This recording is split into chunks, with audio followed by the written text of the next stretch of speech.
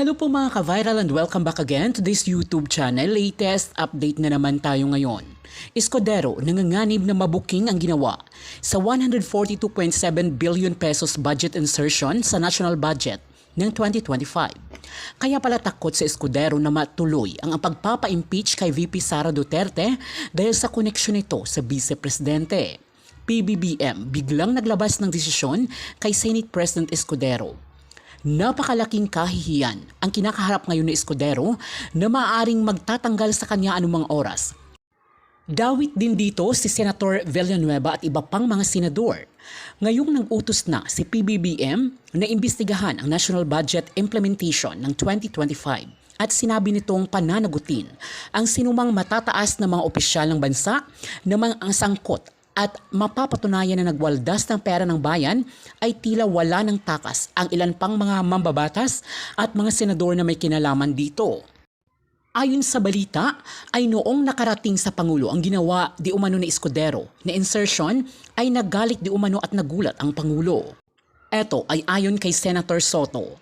Naghahanda ngayon ang Senado sa pangunguna ni na Senator Ligarda, Senator Soto at Lacson na imbestigahan ang budget insertion o budget implementation.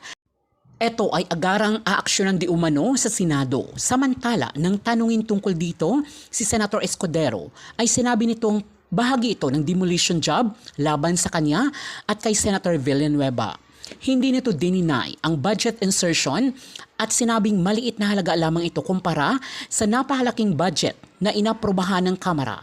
Kumakalat din ngayon ang video at larawan ni Escudero na labas-pasok sa Kamara noong kasagsagan ng bicameral conference kung saan pumupunta di umano siya sa opisina mismo ni House Speaker Martin Romualdez. Samantala sa kaugnay na balita ay bakit tila ayaw ni Escudero na matuloy ang impeachment ni VP Sara? Na ayon sa mga netizens ay baka meron itong papel kaugnay sa mga kaso ng Vice Presidente. O baka naman takot silang mabubulgar din at mabaliktad ng Vice Presidente kung sakaling matuloy ang impeachment niya. Nakatakdang pagdebatihan ng Senado at pagdesisyonan kung ano nang gagawin sa impeachment ni Sara Duterte. Ngayong araw po yan itinakda. Ayon kay Joel Villanueva, ang majority floor leader, walang ibang agenda sila ngayong araw kundi yan ang tungkol sa impeachment ni Sara Duterte. Alam naman natin na noong July 25, naglabas ang desisyon ng Korte Suprema na binabasura na dinideklarang unconstitutional ang impeachment. Ayon kay Senator Soto. Kaya ngayong August 6, pagdidesisyonan ng Senado, didesisyonan nila kung ano nang gagawin. Kung ibabasura na ba ito, i-dismiss na ito, tungkol dito sa Senator Escudero, itutuloy pa rin ang impeachment. Yun yung dalawang. O kaya, wag na munang desisyonan ngayon, hintayin munang matapos ang motion for reconsideration, madesisyonan ng Korte Suprema. So yan ang didesisyonan ngayon. Ang sabi ni, iba-iba ang pananaw dyan. Ang sabi ni Joel Villanueva, hindi, dapat desisyonan na ngayon. Kasi sabi ng Korte Suprema, immediately executory. Ay kung hihintayin pa yung desisyon ng Korte Suprema, di hindi immediately executory. Ang sabi naman ni Bato de la Rosa, wala na dapat debate. Malinaw naman ang desisyon ng Korte Suprema. Yan yung mga ano ngayon mga kabunyog, mga kababayan. Kaya napaka-importante nitong araw na to. Ngayon ang tanong, ang tanong, bakit ba pinipilit ng Senado na desisyon na ngayong araw? Anong totoong dahilan? Ako may nakikita akong play dyan, mga kabunyog. May nakikita akong play dyan. Bakit actually napaka reasonable naman nung panawagan na wag na munang desisyonan ngayon. Di ba? Yun ang posisyon ni Senadora Loren Legarda. Sabi ni Senadora Loren Legarda, premature pa. Hindi pa naman talaga napaka-final ng desisyon kasi nga may motion for reconsideration.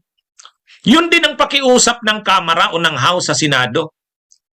Sabi ng Kamara, request namin sa Senado, wag nyo munang desisyonan. Hintayin nyo yung resulta ng aming motion for reconsideration. Shout out, Valentin Bourbon. Enit Bear, good morning. It's Maria. Sabi ni Itzmiria, papatayin nilang impeachment, ililibang nila dahil itong mga korap na trapos ay kasamang babagsak ni Sara. May mga lihim na mabunyag kapag hayaan nilang mailabas ang mga ebidensya. Ha? Hindi, mga kabunyog, mga kababayan, bakit? O yan, i-discuss natin yan. Kasi di ba, napaka-rationable nung sabi ni Loren Legarda. Premature pang patayin natin ang impeachment. Bagamat mayroong sinabi ang Korte Suprema na immediately executory, nag-motion for reconsideration ang House at tinanggap naman ng Korte Suprema kahapon. Tinanggap ng Korte Suprema kahapon yung motion for reconsideration. Ibig sabihin, hindi dinismiss outright ng Korte Suprema. Kung sa tingin ng Korte Suprema talagang immediately executory yung desisyon nila, hindi na sila mag-i-entertain ng motion for reconsideration. Dapat dismissed outright. Pero hindi eh. Ang order kahapon ng Korte Suprema, tinanggap yung impeachment na yung motion for reconsideration at pinapa-comment si Sara Duterte at yung abogado ni Sara na si Torion, pinapa-comment within non-extendable 10 days.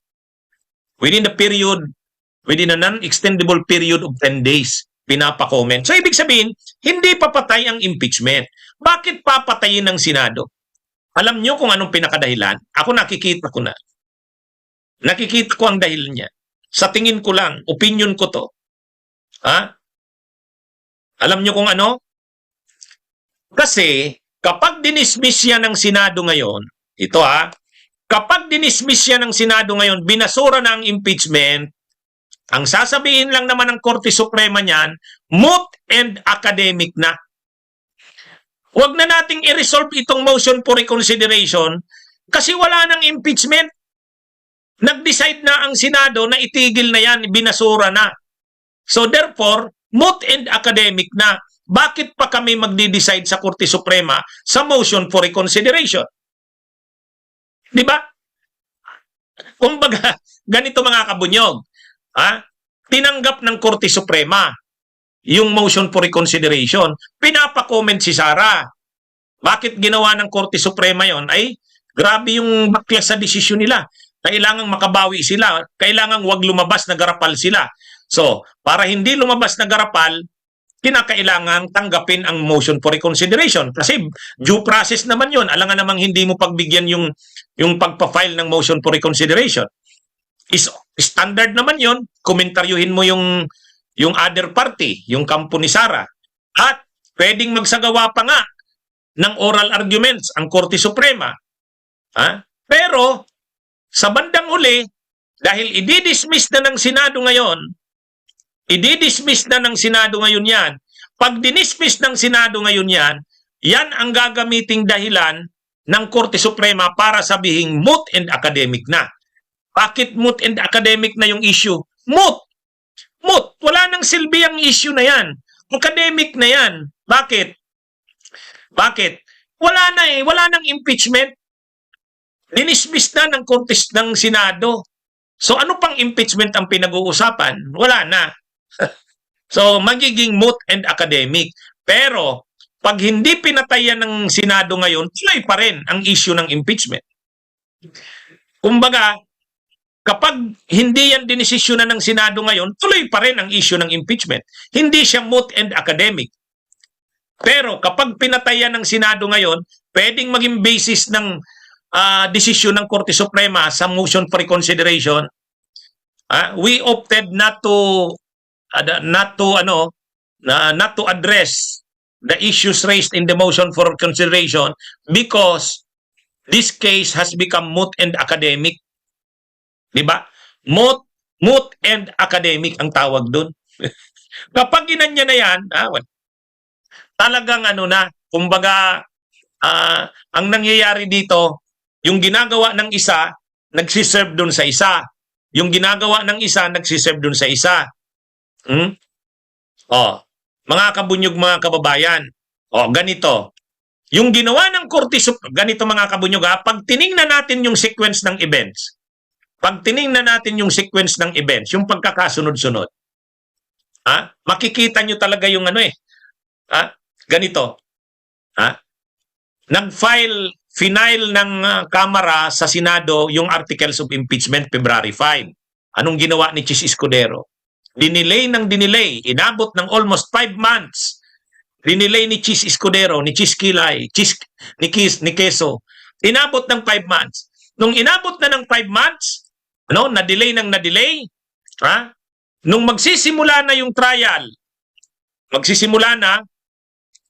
anong nangyari nung magsisimula na yung trial? July 29 sana. Ang ginawa ng Korte Suprema, naglabas ng desisyon July 25. Ang desisyon ng Korte Suprema, unconstitutional. Dahil unconstitutional, immediately executory daw, so ito na ngayon ang gagamitin ng Senado para patayin ang impeachment.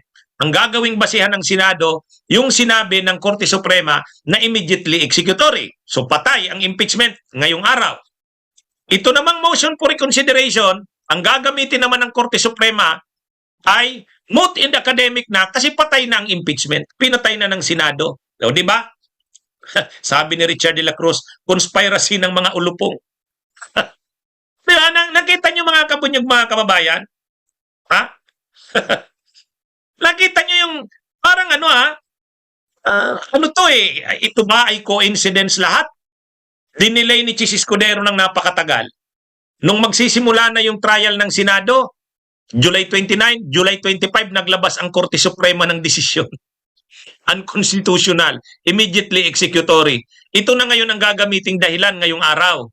Na dapat i-dismiss na yan, ibasura na yung impeachment kasi immediately executory. Okay. So, magbubutuhan lang naman majority ng senador. Pag majority ng senador nagboto na sinabing patayin na ang impeachment kasi sabi ng Korte immediately executory, anong gagawin ngayon ng Korte Suprema? Doon sa motion for reconsideration, sasabihin na ngayon, moot and academic na itong issue na to. Kasi wala na eh. Nakita nyo? Lahat nagsiserve sa kanya-kanyang purpose. Lahat nagsiserve sa kanya-kanyang purpose. Yung pag-delay ng impeachment, pag-delay ni Chis Escudero ay mayroong purpose. Yung pagdesisyon ng Korte Suprema ng July 25 bago ang trial ng Senado ay mayroong purpose. Yung pagpipilit na patayin ang impeachment ngayong araw ay mayroon na namang purpose. Matindi ang mga nito, mga kabunyog, mga kababayan. Ito? Kahit naman napakalinaw naman ng pakiusap ng mga ng Kamara, pinapakiusapan ang Senado. Huwag niyo munang patayin ang impeachment kasi mayroon kaming motion for reconsideration.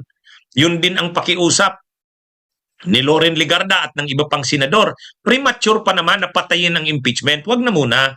Hintayin nating matapos yung motion for reconsideration. Pero ipipilit nila yan kasi sabi ni Villanueva, immediately executory. Sabi ni Bato de la Rosa, wag na tayong magdebate. Malinaw naman ang desisyon ng Korte Suprema, ba't pa tayo magdidebatehan? Di ba? Ang tindi. Tapos ito namang Korte Suprema, pag nag-decide yan doon sa motion for reconsideration, posible na ang sabihin ng Korte Suprema, moot and academic na tong issue na to.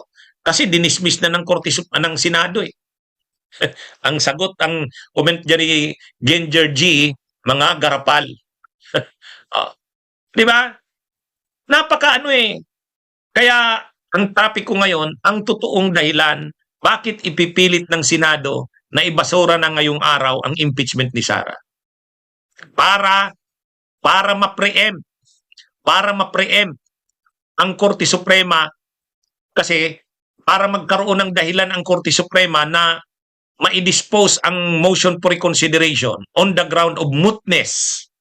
Mootness. Yun ang gagamiting rason. Moot and academic na. Kasi hindi nila mabibigat yung argumento sa motion for reconsideration. Sa totoo lang, yung mga argumento na yan sa motion for reconsideration, mabibigat. Paano sasagutin ng Korte Suprema? Ang Korte Suprema kasi kapag nagre-resolve ng mga issues, Maraming nire-resolve mo ng issue yan. One, standing of the parties. Pangalawa, timeliness, mootness. Moot and academic na ba ito o hindi? Pag ni-resolve nila yan, na moot and academic na, hindi na nila itatouch yung mga substantive issues na nire-raise sa MR, pwede yan. Pwede naman yan eh. Ha? Ano yan? Maraming cases na ganyan. Ang Korte Suprema, kapag ayaw niyang itouch yung substantive issues, ibig sabihin yung merits, yung mga substantive issues ay ibaba. Ayaw nang itouch ng Korte Suprema yon. Pwedeng i-resolve niya yung issue, sabihin niya walang standing ang mga parties, proper standing. Or, moot and academic na. Pag sinabi mong moot and academic, no need. No need na i-resolve yung ibang mga issues kasi moot and academic na. Ganyan yan. Matindi itong nangyayari mga kabunyog, mga kababayan. Tingnan nyo itong mga senador, nung panahon na dapat forthwith, bilisan nila ang desisyon, linaygay nila, dinilay nila. Yun yung dapat gawin nila, forthwith.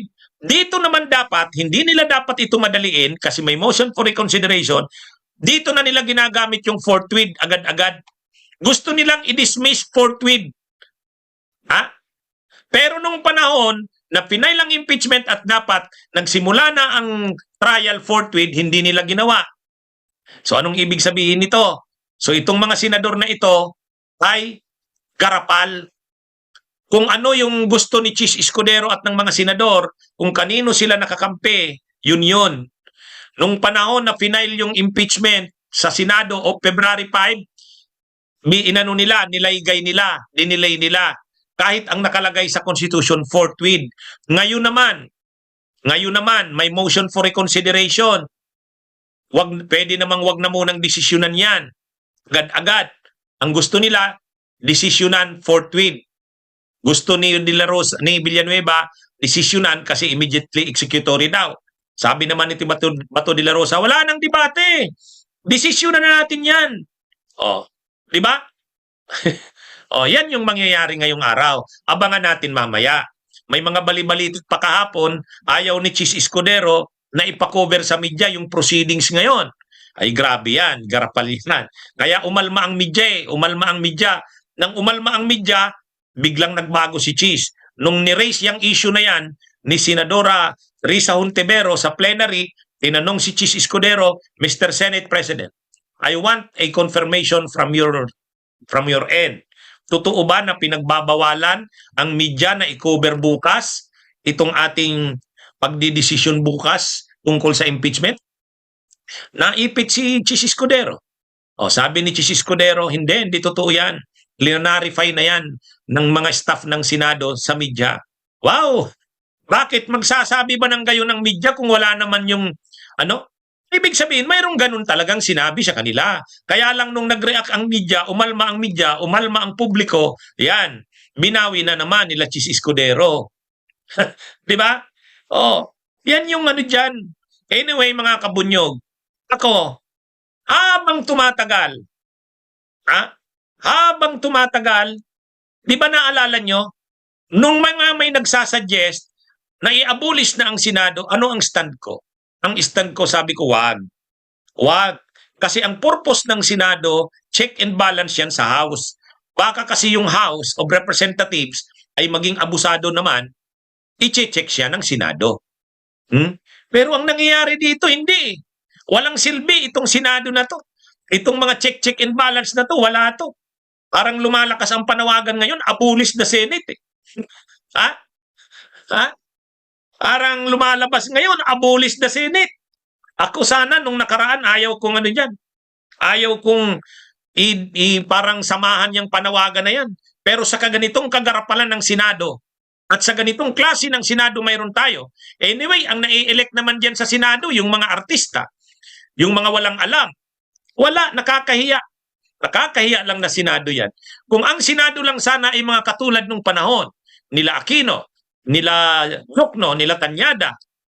Yun, kagalang-galang yun. Nagiging talaga yun.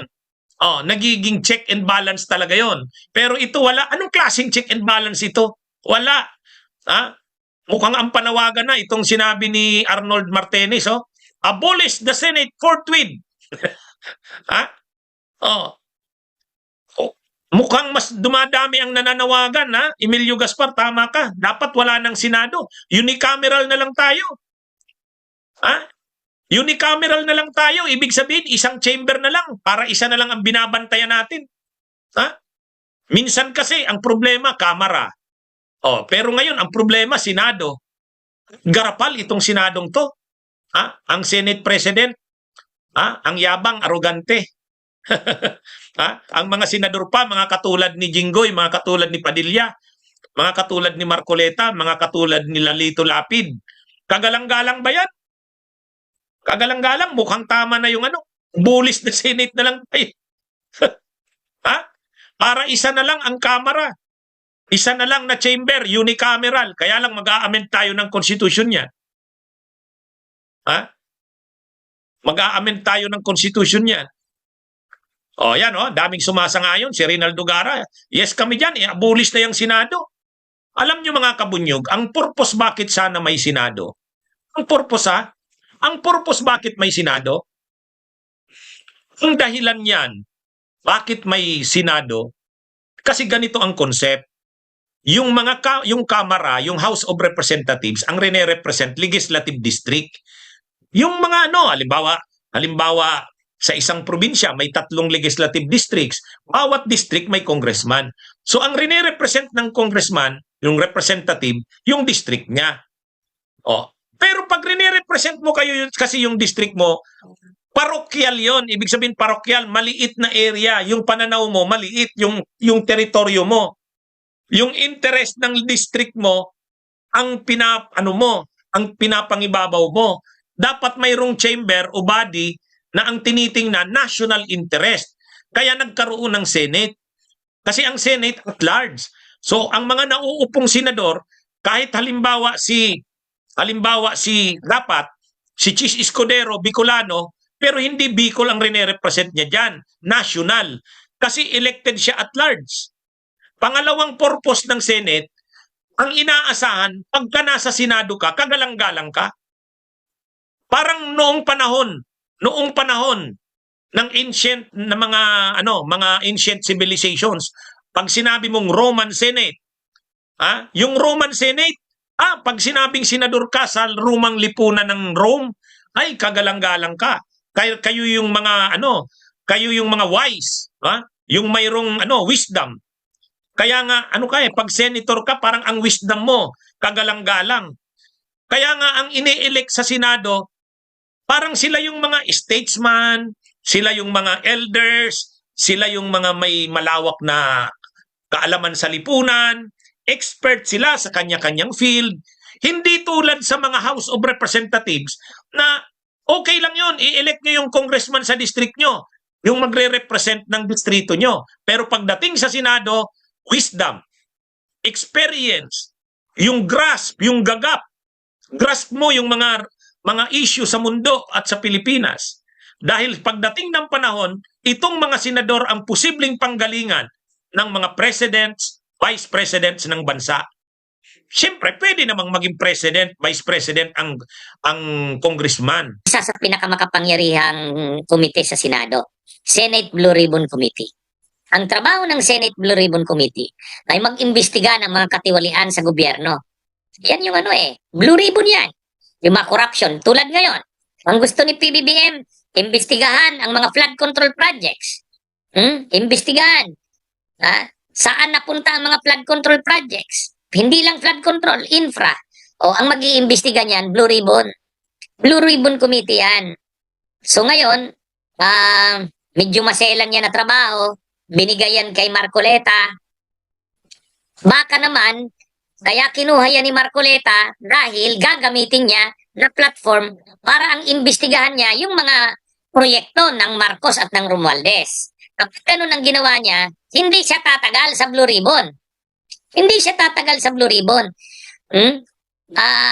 Siyempre, kilala siyang diehard na Duterte. Kilala siyang kasama sa Duterte Black. Ngayon, inappoint siya ni Chis Escudero dyan. Bahagi ng usapan daw yan, sabi ni Sabi ni Jingo Estrada, nandil na daw yan, bahagi ng ano. Ngayon, nandyan siya bilang Blue Ribbon Committee Chairperson. Hindi pwede na magiging diehard siyang Duterte, titirahin niya ang Marcos at ang Romualdez.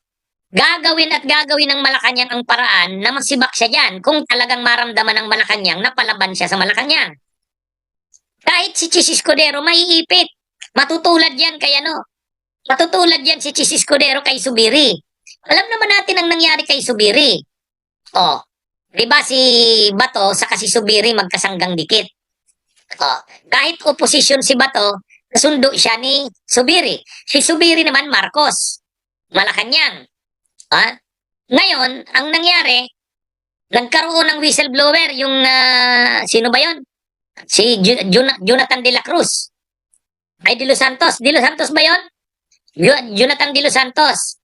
Ngayon, yung Jonathan de Los Santos, mayroon siyang mga expose, mga pasabog tungkol daw sa pagiging bangag ni PBBM. Ano? Ngayon, inimbestigahan ni Bato yon.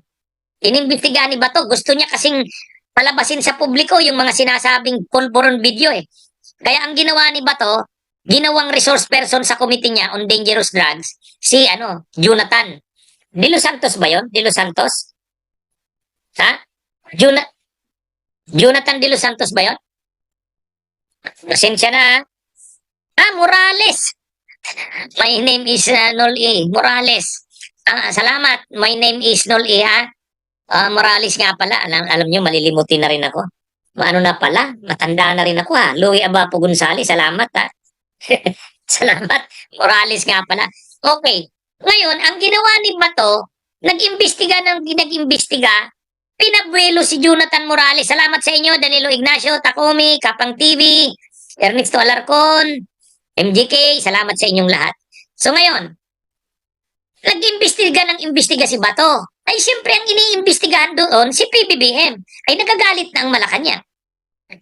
Nagagalit na ang Malacanang. Bakit pinapabilo mo yan? SP, Senate President Cheese, bakit pinapabilo mo yan? Ipatigil mo na yan si Bato.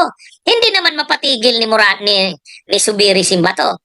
Hindi naman mapatigil ni Subiri. O anong nangyari? Ulo ni Subiri ang nasibak. Diba? Nasibak si Subiri dahil doon. Yan na naman ang pwedeng maging problema ni Cheese kay Morales. Kung si Morales ay mag-iimbestiga, ang titirahin niya sa investigasyon ay ang mga projects, mga issue ng katiwalian sa Marcos at Romualdez. At habang iniimbestigahan niya yon, ay nasisira na ang Malacanang. Nasisira na ang Malacanang. Ang gagawin niyan ngayon, tatawagan yan si Cheese. Cheese, ano ba yan si Marcoleta? Ano ba yan si Marcoleta? Hindi mo ba yan ano yan eh? Nasisira na ang Malacanang, nasisira na si Presidente. Walang magagawa si doon, walang magagawa si Cheese, kundi sabihan si Marcoleta. So ngayon pa lang, parang pinaparamdam na ni Marcoleta sa Malacanang, hindi nyo naman ako kaaway. Hindi naman ako pro Duterte Black. Yan na yun. Yan yung mensahe na gustong iparating ni Marcoleta sa Malacanang, na huwag mag-alala sa kanya. Hindi naman siya pro Duterte. Ano ang reason? Bakit niya kailangang ipaabot yung ganong mensahe? 1, para hindi siya pag-initan ng Malacanang. 2, para hindi rin pag-initan si Cheese malagay sa alanganin. Kasi baka ang mangyari, sibakin si Cheese Escudero, pag nasibak si Cheese Escudero, sibak din sila. Yung grupo nila, na ngayon ay maraming kumiting hawak sa Senado, wala yan. Yan yung pinaka-reason yan. Yan yung pinaka-reason yan sa tingin ko, sa tingin ko. Kumbaga gustong iparating ni Marcoleta sa Malacanang, huwag kayong mag-alala sa akin. Huwag ninyong isipin na gagamitin ko tong Senate Blue Ribbon Committee laban sa inyo. Hindi. Magiging fair ako. Hindi naman ako pro Duterte. Kaya ganun yung statement niya. Hindi naman ako Duterte Black.